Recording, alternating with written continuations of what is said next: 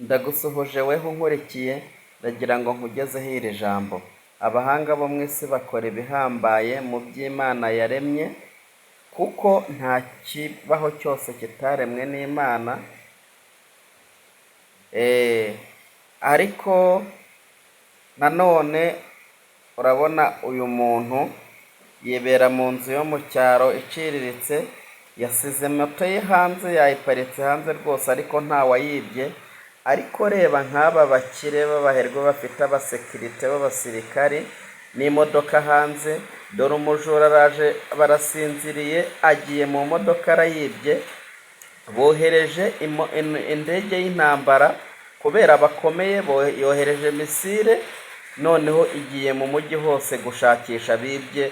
Kandi dore hahandi wa muntu wiparikiye moto ye ku rugo rwe ayisize hanze, agiye mu nzu rwose, ntawayibye. Ese aha ntiwakuramo ijambo rivuga ngo hatabaye Imana n'abarinzi barindira ubusa? Niyo mpamvu mvuga ngo abahanga bo mu isi bakora ibihambaye mu by'Imana yaremye, nanone hatabaye Imana n'abarinzi barindira ubusa.